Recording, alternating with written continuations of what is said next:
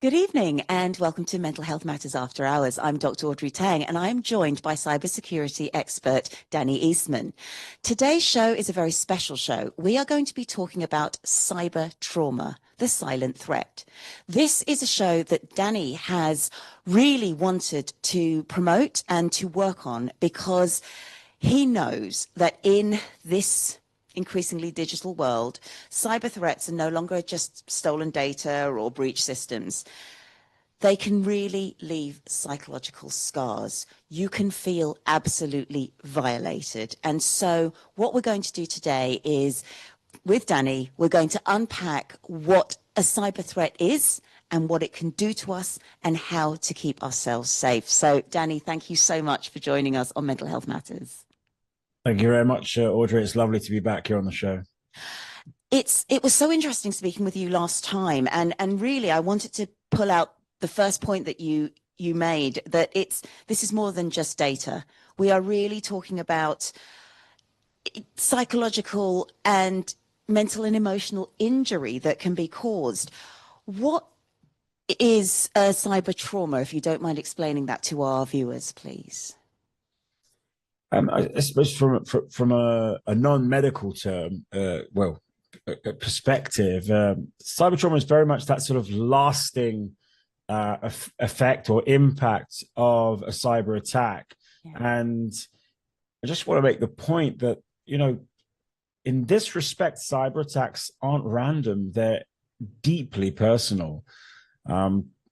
People often think it's just about stolen data, but what's stolen is trust, privacy, and identity. And, cyber criminals don't need to break your door down. They break our devices and our peace of mind. Mm-hmm. I think that really reminds me of when I was teaching. We were shown this video by CEOP, which is a great site to go and look at. And it's this little boy, and he opens his front door and he puts a sign out there saying welcome, and then he brings the camera up to his bedroom, and then again he just shows this whole room off, and the caption or the voiceover at the end talks about you wouldn't invite a stranger into your home, but yet this is exactly what we're doing.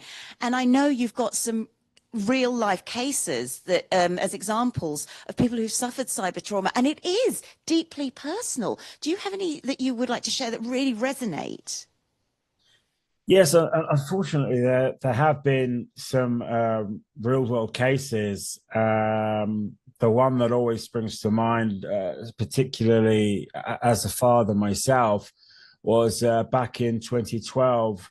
A 15-year-old girl called Amanda Todd had explicit photos leaked online, and there were some online threats as a result, and it evolved into relentless harassment online. Essentially, Amanda Todd became a victim of sextortion, which sadly led to her suicide. And again, she was just 15 years old. That's horrific. And actually, you saying that, it reminds me of some recent research that I've read where sending explicit images, it happens among teenagers. It's one of those things that people even barter with them for rightly or wrongly. But for boys, actually, the research suggests it's fun. Oh, show a picture of my penis. That's funny. Everyone laughs at it. It's not a problem. And that's often used to bait the girl. Oh, I've shown you mine, so you show me yours.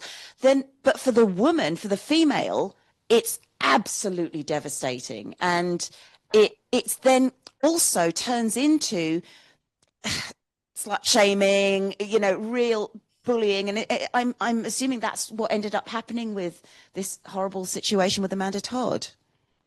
Yes, it's exactly that, Audrey. I think if we think about the profile of teenage boys, particularly nowadays, but throughout time, there was a certain bravado, and has always been a sort of sense of nonchalance when it comes to all things. I'll use the word sexual, hormones are going crazy, and I think you're absolutely right. I think for teenage girls and women as well, there is more of a vulnerability, and case studies would suggest that, certainly. Yeah, I fully agree with you. And this sort of relates to your point about the other things that this violation can cause, the lack of trust, but there's also a lack of control. Once something's out there, and this was the danger with Snapchat, everyone thought, oh, it's only here fleetingly, but it only takes a second for someone to take a screenshot and you've got it. And that lack of control, as well as, I guess, the anxiety and fear of how somebody might use that, how does that, I guess, affect us as well in your world, in maybe you learning to trust machines again? It's quite interesting. I think, and you'll be better placed to comment on it, but it seems that we never learn from our mistakes. How interesting. It's. I think you get two. There's usually two outcomes. There's the, and I think this is. I often have conversations with friends about how society swings like a pendulum. We can never quite sit in the middle. I think the same is said here. We either continue to trust or we swing the opposite way, and we then are so traumatized by what's happened that we no longer trust technology. That's a big thing, actually, because it does remind me. I have a friend who has only just now got a new email address because he hears these stories. He doesn't like these stories. He hasn't had a smartphone forever. He uses a brick because he just doesn't want to. Fair enough. But it was at that point where I was almost joking with him. You know, are you wearing the tinfoil hats? Are you that afraid of this? But actually, I get his caution. It does stop him from doing things like online banking, but I do understand the caution. And there does become a problem for people, say my parents or the elder generation, who hear these stories and they go, I'm not going to touch a smartphone, because doesn't it limit them from using technologies, which to all intents and purposes on the whole are quite safe? Look, I mean, the digital world can feel very safe until it turns against you. And we I often say this, it's not my own, I'm not the only person who says this, but, privacy is dead. All that is left is trust. And I think even that is pretty shaky. And, if I think about my parents, and they'll not thank me for bringing this up on a show, but my parents would often call me and say, if something's popped up on the browser, is it safe to click OK? And there'll be the slight panic there. And I think most people don't even think twice, and I'll just go, I'll get off my screen, they'll just press OK. Or they'll want to download something. You see that, by the way, just as a quick sort of tangent here, you tend to see that sort of thing with people who don't want to pay for licenses to edit or create a PDF, and they go online and they'll look for PDF software, and a lot of them are laced with spyware. And again, that going back to that video you mentioned, it sort of lets a stranger into your digital ecosystem, and quite willingly letting them in. And there was a recent advert for a product I won't mention. It was very interesting how they showed people in the home watching illegal streams of sports and films. And they showed this, they did it beautifully, actually. They showed like an echo of a person walking from each device that was being used to watch illegal streams of sports and films. And they sort of, the message was, you're letting people into your home by using illegal streams. And I thought that was brilliant. Whether or not people take that advice is something else. And I think, again, it comes back to human nature. Until it happens to us, it's not going to happen to us. Yeah. Yes.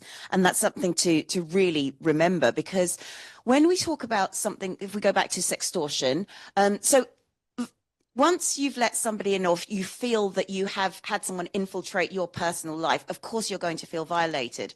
But you can almost have three levels of this. You've got that echo of the person who is completely anonymous, but gets in somehow, hacks in, but it kind of isn't personal to you because, yes, they get your data, but they've kind of got everybody else's data. I'm not saying that's any better, but I'm saying that seems to be one level. The next level is the scammer, who it sits there with a group of different people to go and try and extort money out of people. They follow a script. That's kind of personal, but they've got about 5 things on the go. So you weren't necessarily targeted because of you necessarily.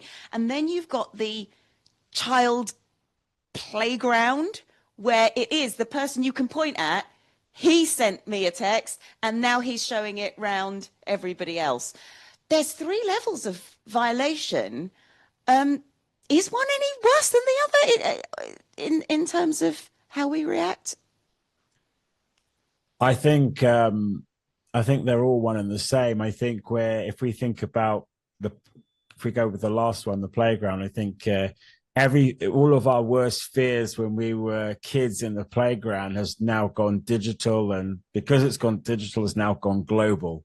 And the worst part about all of that is that even when you delete it from as many sources as you think that it's existed, somehow, somewhere, it still exists in a deep, dark corner of the internet. Yes, that one is really important. And I'm guessing the minute a crime happens, you've got criminals who are getting 2 or 3 steps ahead of that. So now you'll also have people purporting to say, oh, give me your details and I'll clear all of your Google history. Well, that's right. That could potentially be another problem. Because you hear about the scammers. So they scam X person, but then that person gets targeted again by somebody else saying, oh, I think you've been contacted by a scam. We'll help you. But they're actually scamming because their details have been passed on to somebody else. It's like a whole network. It is a whole network. And the reality is, if we think about something as simple as, if I go into a shop or you go into a shop, we might make a purchase based on emotion. Yes. So this is the other thing, when we think about the trauma that is associated with a cyber attack of any kind, be it, sextortion, or even something that happens to a business or financially to an individual, it doesn't just stop at that moment. Again, it continues past that point, but also in that state of in that vulnerable state, we are even less capable of making rational decisions. And so, yes, we can be targeted just as easily. There's actually another real world example of Cybertrauma. It was, there are many, but in particular, a woman called Gay De Beer. She lost $44,000 in the space of about 25 minutes. Wow. And this was through a wire transfer. So again, cyber criminals do exploit and manipulate wire transfers. And the bank didn't pick up on this. And this poor woman, 73 years old, was left suicidal. That was pretty much her savings. And it's also when there are other third parties who could and should be taking responsibility for, let's say, their customers in this respect, they have a duty of care as well. And I believe that duty of care has grown and will continue to grow. And the thing is, we take responsibility ourselves as well. So this is why it's so great to have this conversation. You're almost talking about remaining conscious with everything we do, because I know when an organization like banks, they now have that extra check before you send money. And running a charity, I have to do a lot of quite big transfers. And it tells you, are you setting this up because it's a friend or an invoice or whatever? That's right, yes. You do all of that. But emotionally, if I'm in a mindset already, and I certainly don't do this with my charity account, so please, but um, it, emotionally, if I was dealing with my own money and I really wanted that thing, or I really liked that person, or I really felt happy or whatever, I'm going to ignore what the bank is saying. And it asks you twice, but I'm going to click okay twice. I'm going to click no twice. I'm going to click I understand this twice. And how do we remain conscious? How do we start saying, well, maybe the attack isn't personal, as in it's somebody who's just attacking anyone who's vulnerable. So how do I stop myself being vulnerable? That's a great question.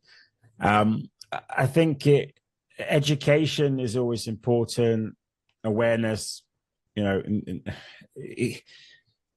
on to websites like Action Fraud are fantastic because they've got some great resources to educate people on staying safe online. Look, you don't have to be a tech expert to protect yourself.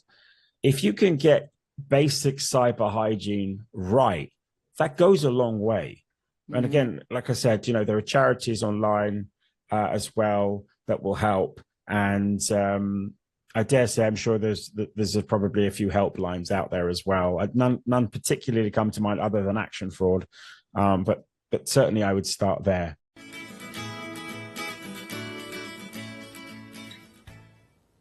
Welcome back to Mental Health Matters After Hours. I'm here with Danny Eastman. He is a cybersecurity expert and is the founder of Cyber-Fortified.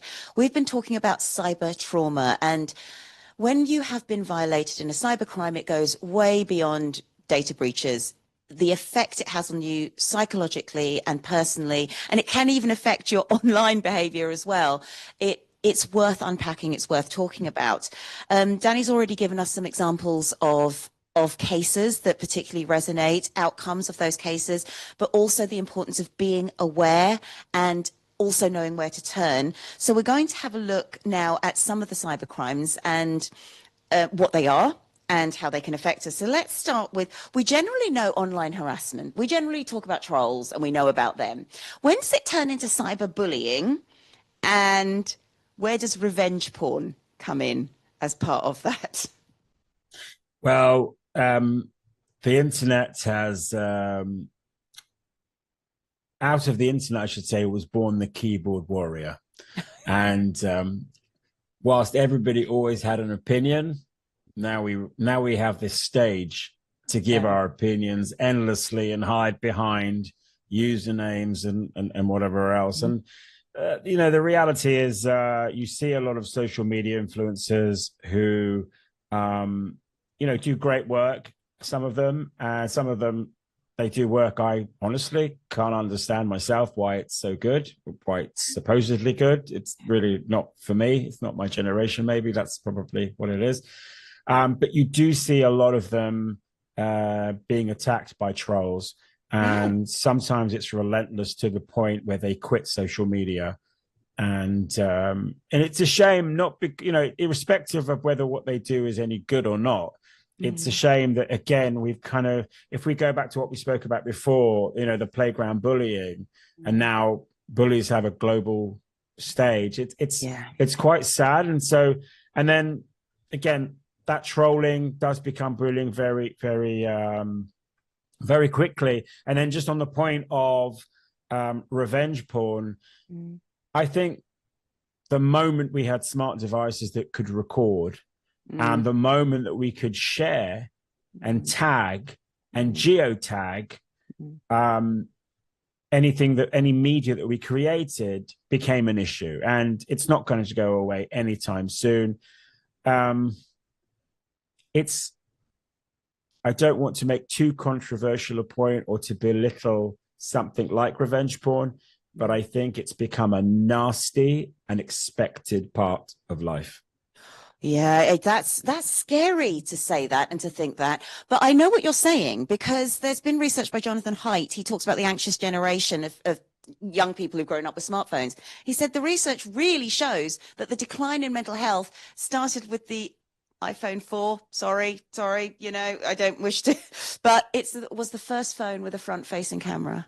And Right. that started with the selfies, and from then onwards. But you've been saying, well, we've been having recording devices long before that. So I think this has been around long before that as well. And it's really sad to say that revenge porn could well be very much like the expectation that mental health will decline because of almost we're making ourselves more narcissistic.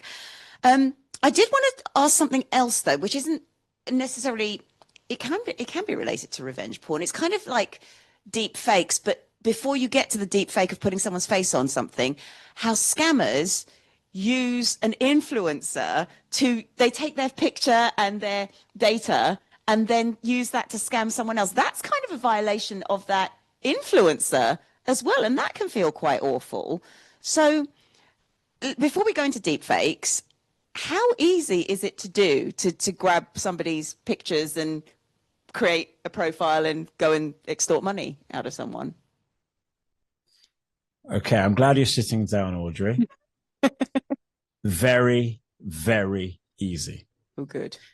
Yes. There are plenty of AI tools out there, legitimate AI tools, which are able to manipulate voices. And certainly a lot of these tools have taken your standard type of voices that you can manipulate for, legitimate reasons. There was an AI app, which I don't remember the name of. Again, it was a legitimate one, and you could sort of get sort of well-known people, politicians, celebrities, musicians to say things. And it was both incredibly fun to get the person to say what I wanted them to say, but at the same time, incredibly worrying. Yes. That the voices were seamless. How you would be able to distinguish between generative AI and what was actually recorded, I think where the lines have become blurred, and I think only technology itself, ironically, may give us an edge to distinguish between the two. There was a great video I came across. I think it was on, I'm ashamed to say, TikTok. And it was of Keir Starmer, Boris Johnson, Nigel Farage, and Rishi Sunak playing Minecraft. I saw that video. Right. And it was just after Keir Starmer said something about sausages. Yes. Something like that. And, but you not only heard their voices, but you saw their faces and their mouths moved. And again, it was funny, but it was also quite worrying. Yeah. So we're getting to a new level of online threats and danger here.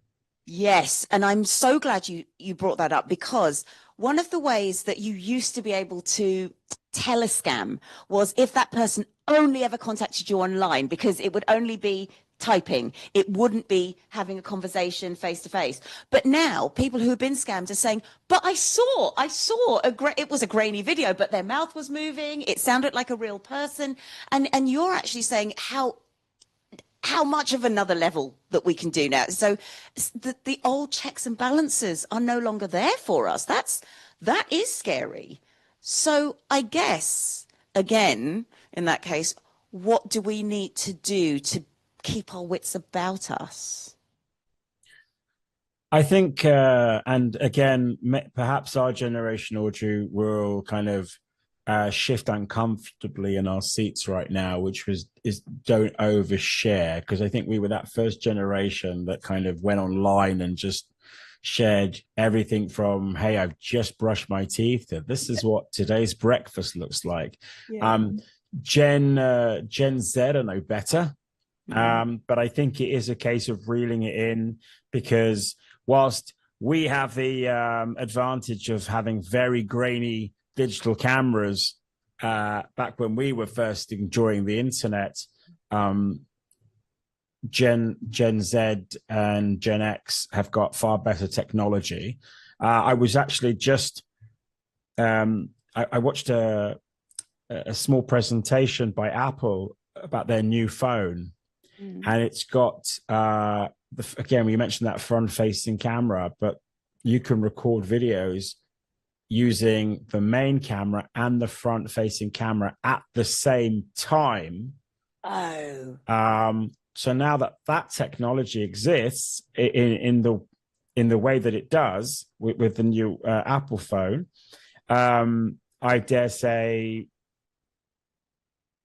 if you think in the context of revenge porn, now suddenly you can get two people at the same time. You can get the person being videoed and supposedly the person videoing.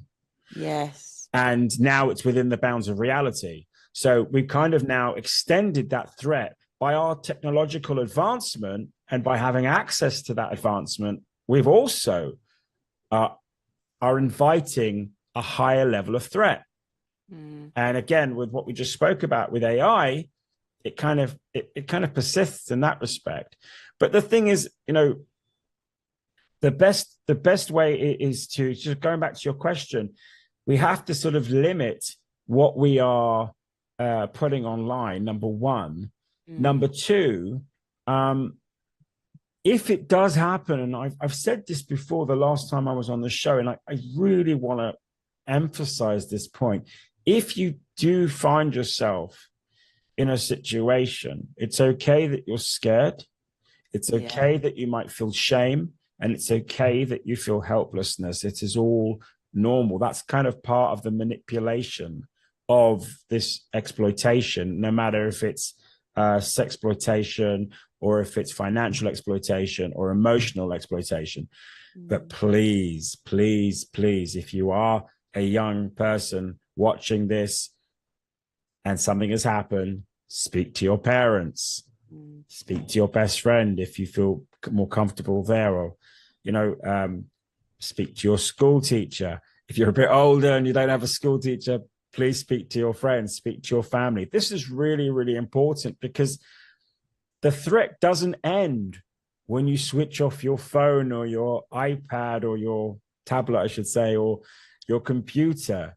The worry lingers. It stays there. And that worry alone can snowball so fast. And I think that would be my worry, and has actually not, it's always been my worry. The more that we see in our industry, and the more that, you get phone calls from everyone.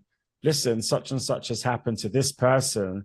You're in cybersecurity. What do you think? And you do end up with it's sort of a repository of these case studies that you've never asked for, but some of them are really quite sad. So I think, there is a lot we can do proactively, but that part after, if it does happen, firstly, you're not alone. And it's, as I said, it's becoming part of everyday life now, unfortunately. And kids are the ones who are being targeted. It's if we, not to get into a kind of a sort of a sensitive subject, but child exploitation is happening even more now, and I think that's something we need to be very, very aware of. I'm personally not an advocate for children having smartphones. I think it's a bad idea. I think it's a really bad idea, and I know there's been some press about that as well. And the reality is, if we used to keep the home PC in the living room to make sure we could monitor what our children were doing, imagine what happens when you give your child a smart device. So just to sort of hit that one home. No, I fully agree with you. And it's really good that you brought up 2 points. The first point being speak up. Speak up. That's so important. So even if you feel ashamed or stupid, even any of those, please speak up, because if nothing else, it raises awareness of how people are operating in order to cause you problems.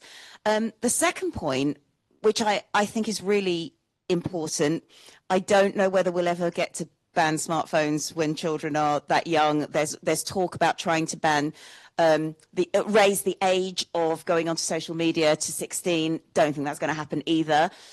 But is there anything we can do to treat life differently? Whilst you were talking, I was thinking of two things. I was watching a teacher talk on a news program, and she was saying what they do in school, they assume everyone's using AI. They assume every child is using ChatGPT, so they don't write an essay for homework anymore. They say, write an essay for using ChatGPT for homework, come in, next day, we're now going to critique it. You are going to critique it. You're going to look at the sources. You're going to say what's right with it, what's wrong with it, how it can be improved. They're changing the way they're doing the lessons.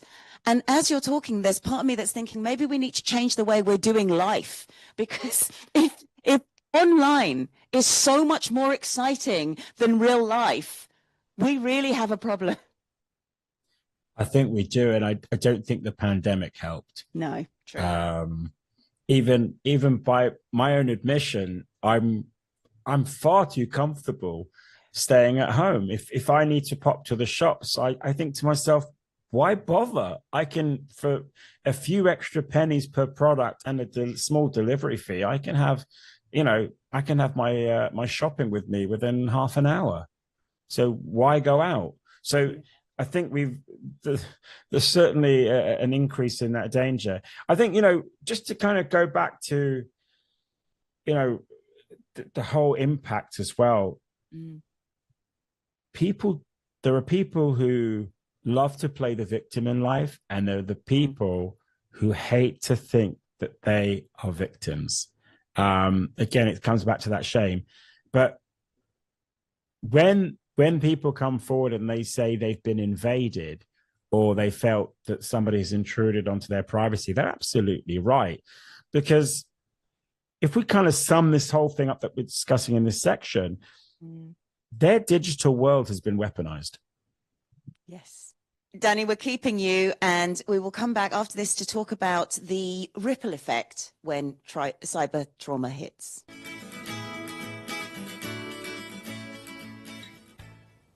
I'm here with Danny Eastman, and we are talking about doom and gloom and the internet. No, we are talking about cyber trauma, and it's very serious, because the impact of a cybersecurity breach, whether that is through sextortion, whether that's through financial loss, whether that's through because you've given your details to a business and they've been hacked, it has a fallout. The fallout can be hugely personal. It can also affect how we move through life as well. And now we're going to be talking about the knock-on effect. So, Danny, let's talk about somebody who's experienced a financial loss. And it was a horrible, horrible example of Gay De Beer, who lost something like 45,000 in the space of 25 minutes. Now, that's horrific. That's all of her savings. If we put this into a context of family as well, so you've lost the family savings, you've lost the money that was supposed to go to the child's education. I mean, how does one seemingly tiny breach have a ripple effect that can affect so many other people? It's a great point you've made, Audrey, because look, when someone gets hacked or impersonated, it's not just one victim, it's a chain reaction. So in the context of families, again, to bring it up, when a young person is exposed online, it brings chaos to the whole household. There's a loss of trust, there's fear, potentially even media exposure as well. And everybody's affected. Everybody, if we see it often with other things, someone says something silly and that can shut down an entire production of a TV show, for example, or can bring into question a film. Those are on grand scales. And of course, you've got multiple people whose livelihoods could be affected. But we never really drill down to, forgive me for using this phrase, the little people. Yeah. The ordinary I folk like you and I. Yeah. You know, that carpenter on that TV show has to go back and is, you know, without work, goes back to his family, and suddenly they're struggling to make ends meet. You know, it's not just necessarily when a young person gets themselves in all sorts of digital trouble. It's also the bigger pictures. But again, like I said, we don't really think about how it affects the people around them. You know, we spoke about the vulnerability of women and young girls online. You know, how does that then affect their close friends, the young girls who are friends with the young girl who got exposed, and their families? You know, we cannot underplay the impact and that ripple effect. You just cannot underplay it. And I think to do so would be irresponsible. I'm glad you've brought that up. And it's a very eye-opening conversation, because just recently a local company, I noticed, I hadn't seen them on the roads. They were a haulage company. They went out of business, and apparently, looking at the local paper, it was down to a cyber hack and a loss of trust. It was a family business that had grown. But we're now talking about the impact on so many ordinary people out of work, because that's what they were trained to do. That's what they did. And we often, what we see on telly is sensationalized. You know, yes, absolutely. Ashley Madison, you know, the affair website got hacked. Exciting, you know, titillation kind of thing. And it's like, no, but you're talking about real people here who have jobs, who maybe work on the tech side or who work on the other aspects of it. There was a lot of holier than thou commentary and saying, well, you know, that's karma, isn't it? Yes. And all those people cheating on their partners, husbands or wives. But you're right, there are the other people that, you know, and of course you'll get the puritanical people who will say, well, they shouldn't be working on. So, well, you know what? A job's a job, and to kind of, I see the point, but we're not going to get into that bit. You know, that's a moral argument there, and we're not here to discuss that. But you know, look, cyber incidents do lead to job losses, reputational damage. We see it all the time, and of course, as I said, that sort of ripple effect then affects. You know, you can have a family breakdown as a result. Yes. You know. There was a shocking statistic that came out of the States. I think it was some time ago now. Forgive me, I can't remember the exact details, but they said that within 6 months of an attack, a small or a new business could be out of business. About 42% of those would be out of business within 6 months. It's devastating. You see, people think, and this misconception will forever go on. If you ever wonder why IT people can sometimes be a bit socially awkward, it's because everybody blames them. Oh gosh, right.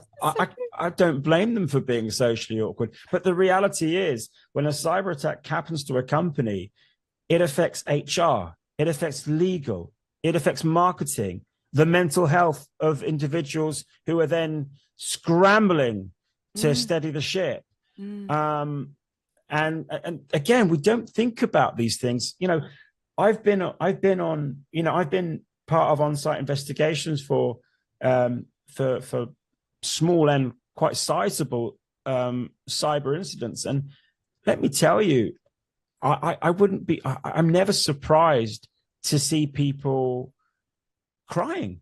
Like, I'm going to use that phrase, which people, you know, it's an outdated phrase, you know, grown men crying. But, you know, the impact of a cyber incident, be it in your own home, in a business, I mean, anywhere, it is incredibly powerful in all the wrong ways.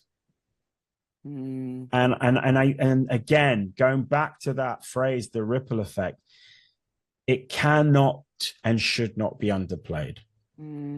Yes. Actually, you saying that, and I know it's not just a phrase, this is that experience that you've had, seeing the impact firsthand on what a cyber attack can do to a business or to a person who runs a business.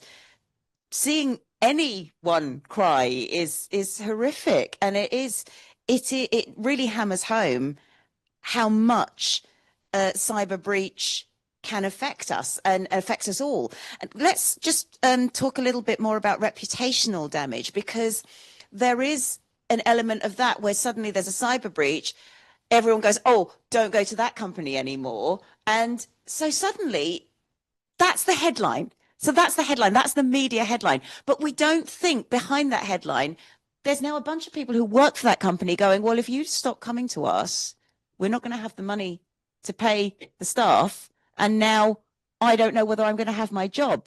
There is another fear that's introduced when a company is hit by a cyber breach, isn't there?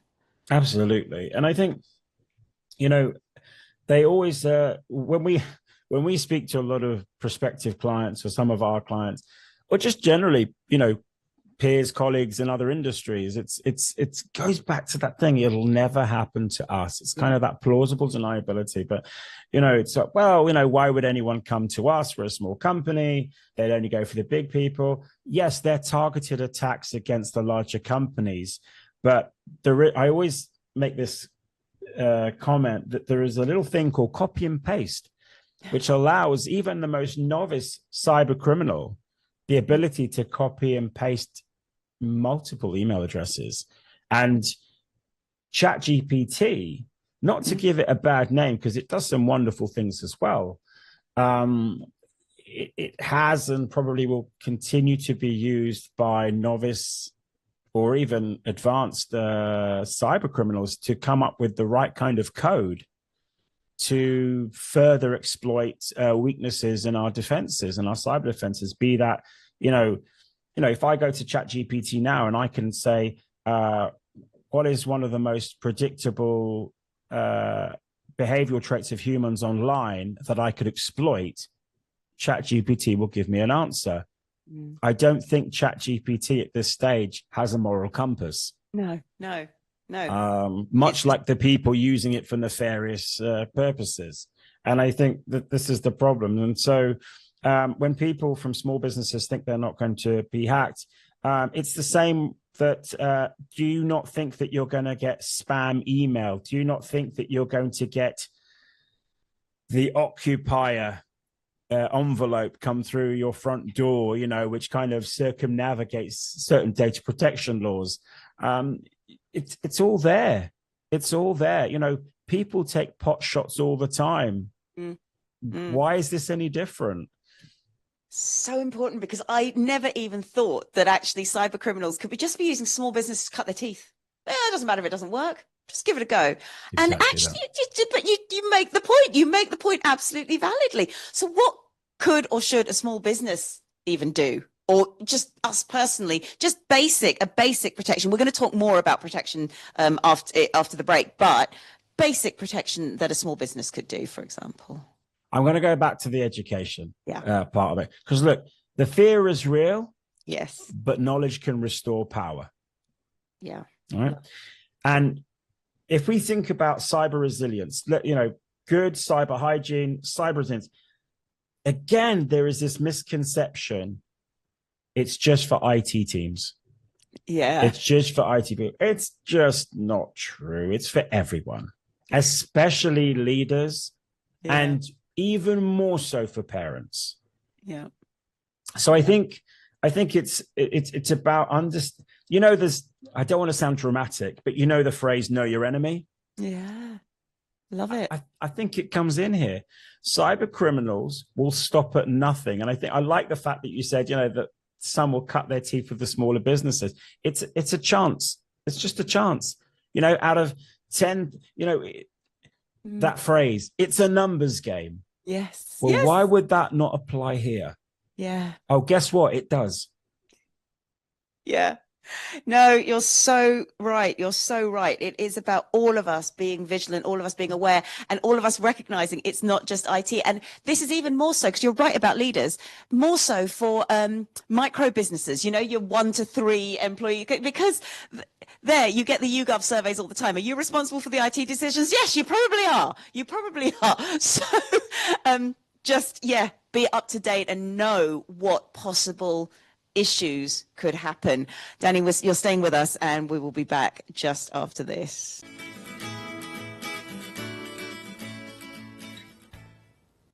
Welcome back to the final part of Mental Health Matters After Hours. This has been a fascinating conversation with cybersecurity expert Danny Eastman.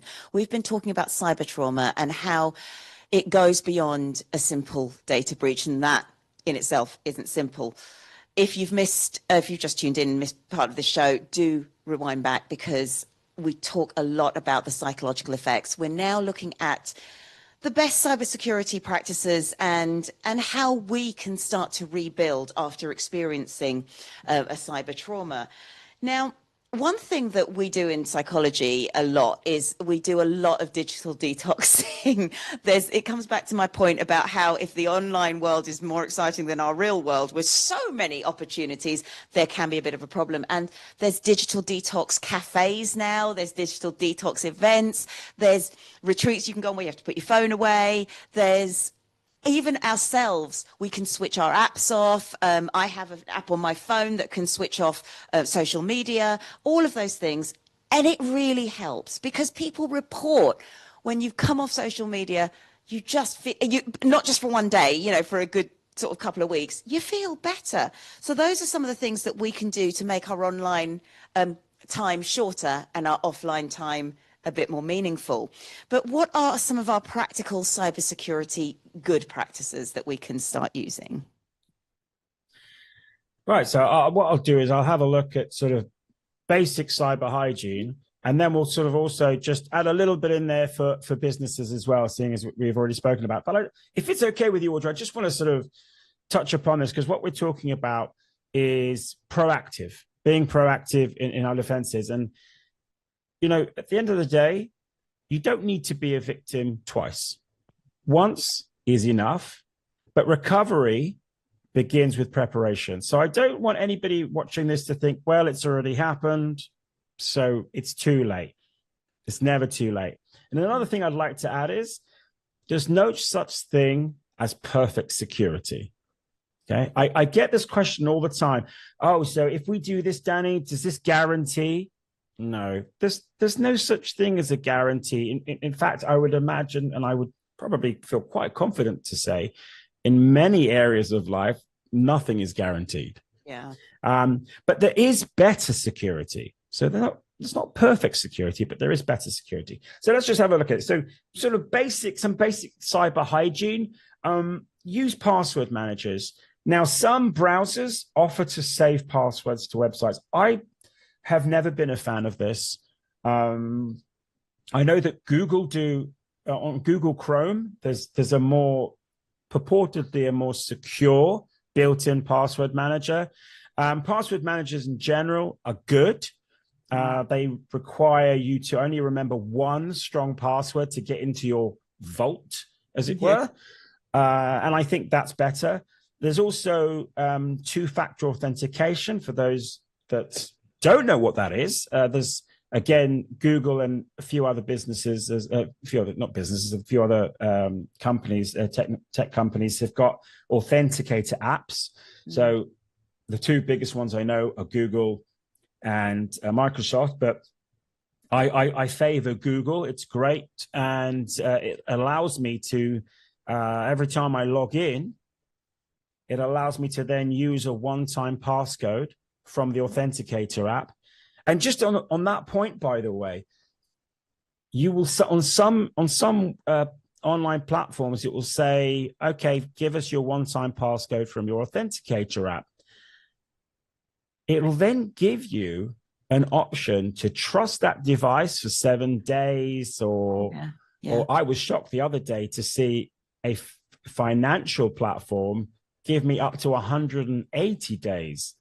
Please do not tick that box. I know it's a pain. I know it seems like, you know, it's a bit of an inconvenience, but use that multi-factor, that two-factor authentication every single time you log in. And I tell you why, because let's just say, and both for businesses and individuals, if you've logged in and you've said, yes, trust my device for 180 days, because you think, you know what, it's my device, so why am I worried about it? Well, if your device gets compromised, or even worse, actually, and I say worse, but probably equal, if your credentials are compromised, it means when a person logs in and you've said, hey, trust this device, or I'm okay, don't ask me again for 180 days, it means somebody can get in.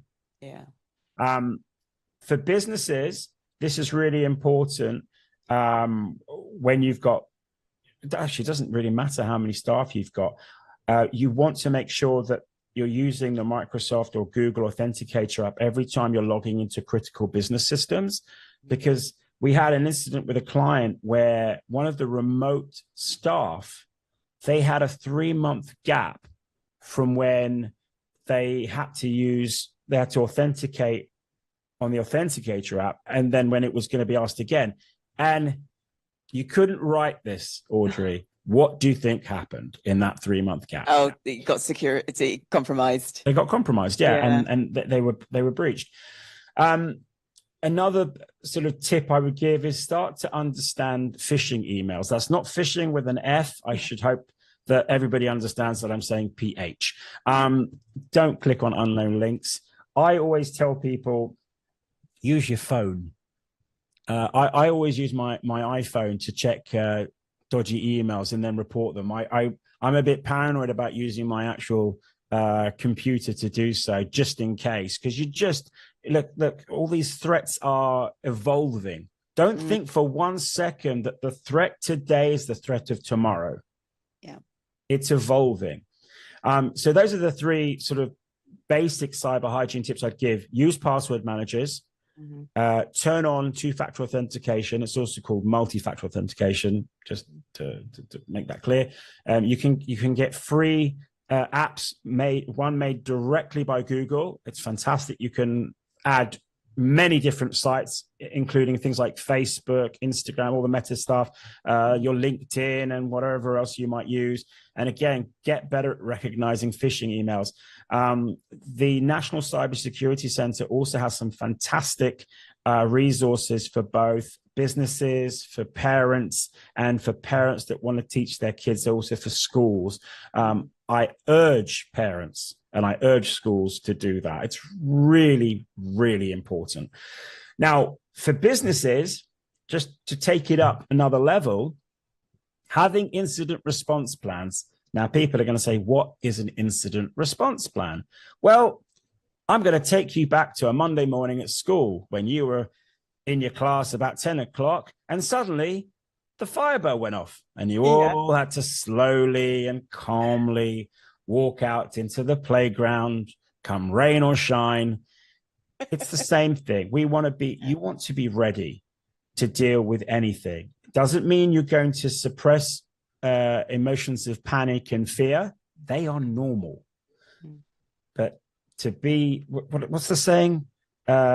Forewarned is forearmed. Yeah. So again, understanding what your risks are. Employee cyber awareness training is really, really important.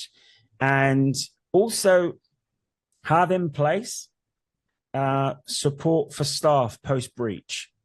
Because we're speaking about the mental health impact, and it's possible a person or a team may end up being responsible for a breach. Again, we cannot downplay the impact that would have on that person or on that team. Is your business set up to support them? Even if it was just one of those things where cyber criminals just were that good, which happens a lot, your staff are going to be worried. You're going to be worried. What have you got in place to support yourself and support your staff? people will be worrying about job losses. We're not in a time in history where jobs for life exist anymore. We're not in a time in history where I would say we have fantastic economic stability, although some economists listening might say, well, when did we ever? But again, these are really, really important things. So for me, they might sound like big steps, but actually they're pretty straightforward and that what I would consider small steps. And to be cliched, small steps, big difference. Oh, Danny, it's been so enlightening and important to have this conversation right now. Where can we learn more about you? Oh, thank you. Well, our website is www.cyber-fortified.com, and we can be reached there. You can, if you'd like any more information about what we do, have a look there. And have a good night.